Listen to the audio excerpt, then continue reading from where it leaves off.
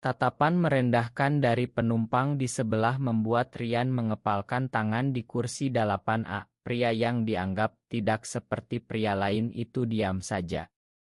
Tapi ketika kapten mengumumkan keadaan darurat dan mencari pilot tempur berpengalaman, Rian berdiri tegak dan mengubah segalanya dalam sekejap. Suara speaker pesawat bergema di kabin ekonomi yang penuh sesak. Kami membutuhkan pilot berpengalaman segera. Co-pilot mengalami masalah kesehatan mendadak dan kami harus melakukan manuver darurat seperti pesawat tempur untuk menghindari turbulensi ekstrem di atas Laut Jawa. Penumpang di sekitar Rian tertawa kecil. Seorang ibu paruh baya berbisik keras kepada suaminya, "Lihat tuh, cowok itu kayaknya cuma bisa duduk manis, mana mungkin bisa bantu." Rian menarik napas dalam. Jas hujan tipisnya yang sudah kusut dan rambut hitamnya yang acak-acakan membuatnya terlihat biasa saja, seperti ribuan pria Indonesia lain yang naik pesawat murah dari Jakarta ke Denpasar.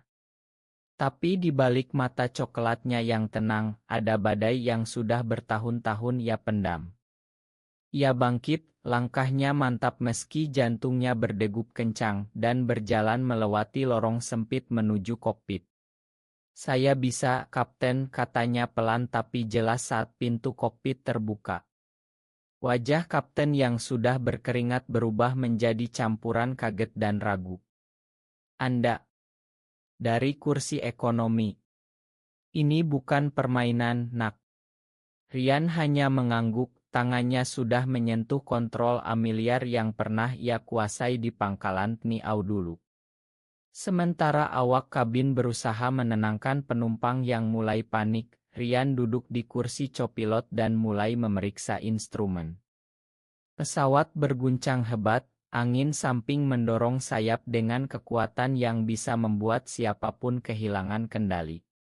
Tapi bagi Rian, ini seperti kembali ke masa pelatihan di Lanud Iswah Judi, di mana ia belajar mengendalikan jet tempur Sukhoi dengan presisi milimeter. Ia menyesuaikan throttle, suaranya tenang saat berkomunikasi dengan menara kontrol di Denpasar. "Ini Rian Pratama, mantan Letnan Duat Niau. Saya ambil alih sementara." Kata-katanya membuat seluruh kabin hening sejenak. Penumpang yang tadi mengejeknya sekarang saling pandang, tak percaya. Rian fokus pada layar radar, mengingat setiap trik yang pernah ia gunakan untuk menghindari rudal musuhan dalam simulasi.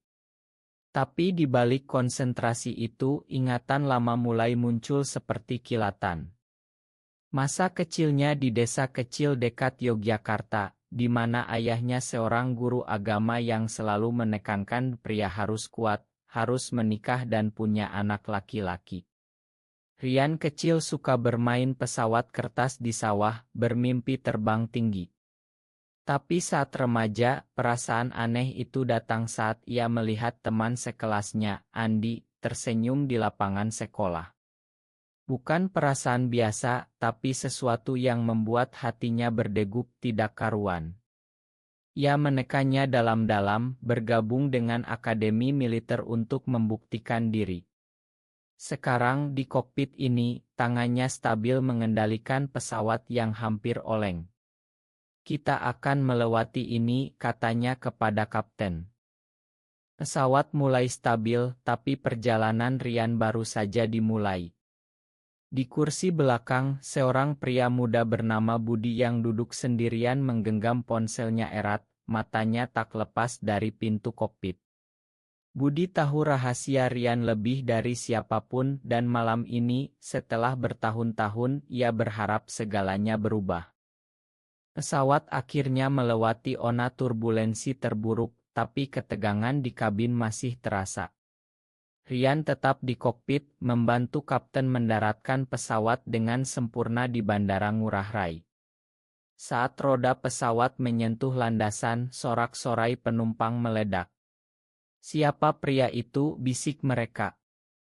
Rian keluar dari kokpit dengan keringat membasahi bajunya, tatapan semua orang sekarang penuh kekaguman, bukan penghinaan. Tapi bagi Rian ini bukan akhir. Saat ia berjalan kembali ke kursi 8A untuk mengambil tasnya, ingatan masa lalu membanjiri pikirannya seperti banjir bandang di musim hujan Jakarta. Ia ingat hari pertama di Akademi Angkatan Udara, seragam hijau Aitun yang membuatnya merasa kuat. Di sana ia bertemu Arya, senior yang tangguh dan ramah. Mereka sering latihan bersama, berbagi cerita malam hari di asrama. Rian merasa aman di samping Arya, perasaan yang dulu ia anggap hanya kekaguman berubah menjadi sesuatu yang lebih dalam saat mereka berdua diam-diam bertemu di belakang hanggar. Kita harus hati-hati, Rian. Di sini, pria seperti kita tidak boleh ada, bisik Arya suatu malam di bawah bintang-bintang langit Magetan. Rian mengangguk, tapi hatinya penuh harapan. Mereka menyembunyikan segalanya dengan sempurna, berpura-pura sebagai sahabat dekat. Keluarga Rian di desa bangga, ayahnya sering bercerita kepada tetangga bahwa anaknya akan jadi pahlawan negara. Tapi tekanan itu semakin berat. Saat libur pulang, ibunya selalu bertanya, kapan bawa pacar pulang, nak? Tetangga sudah pada nanyain. Rian tersenyum pahit, tak berani mengatakan yang sebenarnya. Di akademi, hubungannya dengan Arya semakin kuat, tapi juga semakin berbahaya. Mereka pernah hampir ketahuan saat seorang perwira melihat mereka terlalu dekat di ruang ganti. Rian mulai merasa terjebak antara mimpi terbang dan perasaan yang tak bisa ia tolak. Suatu hari, saat latihan malam, Arya memeluknya erat di belakang barak. Aku cinta kamu, Rian. Apapun yang terjadi. Kata-kata itu menjadi kekuatan sekaligus beban. Rian lulus dengan nilai terbaik, diangkat jadi letnan 2 dan ditugaskan di skuadron tempur. Tapi rahasia mereka mulai retak saat oto lama mereka tersebar di grup internal. Komandan memanggil Rian ke ruangan, wajahnya keras. Ini tidak bisa diterima Ditni Pratama. Kamu tahu aturannya. Rian diinterogasi berjam-jam, ditanya tentang dekelainan-nya. Ia diam saja, tapi hatinya hancur.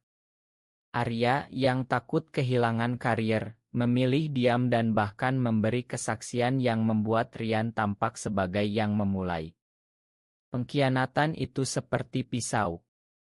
Rian dipecat dengan hormat tapi diam-diam, tanpa medali, tanpa pengakuan. Ia pulang ke desa dengan tangan kosong, ayahnya marah besar. Kamu menghancurkan nama keluarga. Apa kata orang? Pria sejati tidak seperti ini. Rian meninggalkan rumah malam itu juga, naik bus ke Jakarta dengan hanya 1 tas. Di ibu kota, ia hidup sembunyi, bekerja sebagai instruktur penerbangan swasta dengan gaji kecil, menyembunyikan masa lalunya. Sampai ia bertemu Budi di sebuah kai kecil di Kemang. Budi, seorang desainer grafis yang terbuka tapi hati-hati, membuat Rian merasa hidup lagi. Tapi trauma masa lalu membuat Rian selalu ragu. Aku takut, Budi. Di Indonesia ini, kita selalu harus sembunyi, katanya suatu malam di apartemen kecil mereka. Budi memeluknya, kita hadapi bersama. Sekarang di pesawat yang sudah mendarat, Rian melihat Budi menunggu di lorong, mata mereka bertemu.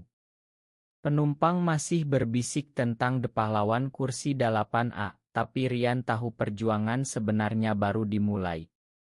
Setelah mendarat, media lokal langsung heboh. Berita pria biasa di kursi 8A selamatkan pesawat muncul di semua portal, Rian tersebar luas. Tapi tak ada yang tahu sisi gelapnya. Di hotel sederhana di Kuta, Rian duduk di balkon menghadap pantai, angin laut menyapu wajahnya. Budi duduk di sampingnya, tangan mereka saling genggam tanpa kata. Kamu hebat hari ini, bisik Budi. Rian tersenyum tipis, tapi pikirannya kembali ke hari-hari gelap setelah dipecat dari PNI. Ia ingat bagaimana ia tinggal di kos kumuh di Tebet, bekerja serabutan sebagai sopir ojek online sambil belajar lagi tentang penerbangan sipil. Keluarganya memutus hubungan, ibunya hanya kirim pesan singkat, "Kamu sudah bukan anak kami lagi." Ayahnya bahkan bilang di depan saudara, "Lebih baik mati daripada punya anak seperti itu." Rian menangis sendirian di kamar mandi kecil, bertanya-tanya mengapa Tuhan memberi perasaan ini kalau dunia menolaknya. Tapi ia tak menyerah. Ia mulai terapi diam-diam dengan psikolog Triendli di Jakarta Selatan, belajar menerima bahwa ia bukan sakit seperti yang dikatakan komandannya dulu. Lalu Arya muncul lagi, suatu hari menelepon minta maaf. "Aku takut, Rian. Mereka ancam aku juga." Tapi Rian sudah terlalu sakit hati, ia blok nomor itu. Pengkhianatan itu mengajarinya satu hal, cinta sesama pria di Indonesia sering kali harus dibayar mahal. Di Jakarta, ia bertemu Budi di acara komunitas kecil yang disembunyikan. Budi yang ceria, dengan senyumnya yang hangat, membuat Rian perlahan terbuka.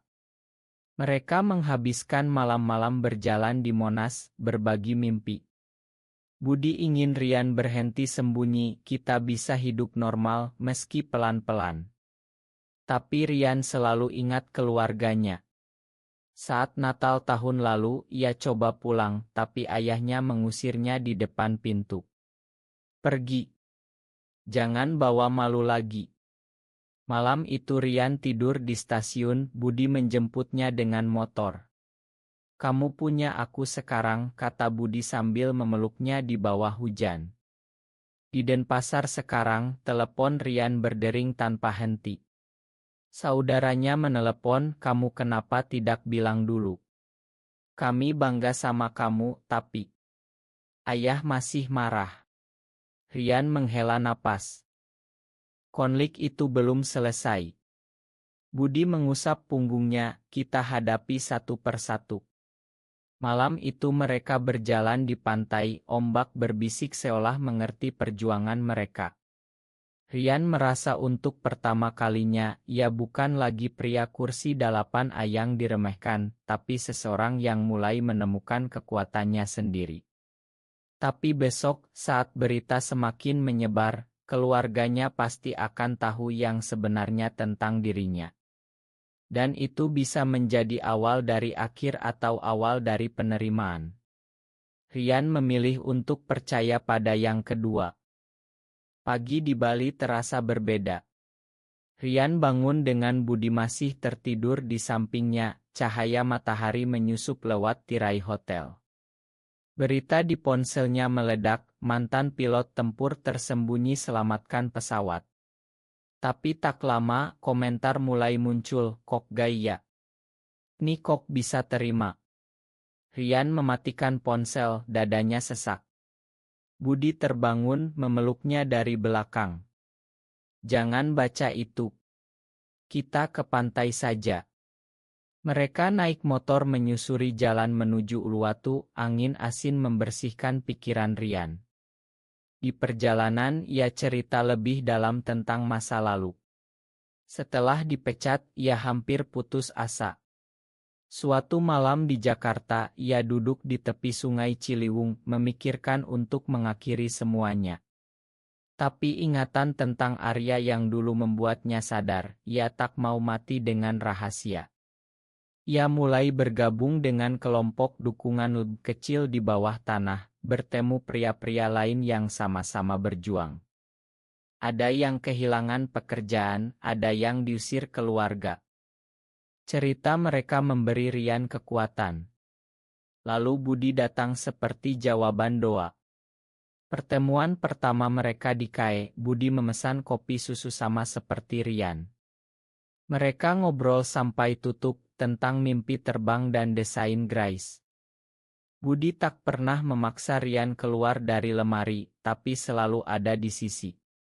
"Aku cinta kamu apa adanya," katanya. Tapi hubungan mereka tak selalu mulus.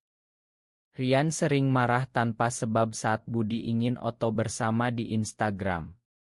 Kamu mau dunia tahu? Keluargaku akan bunuh aku.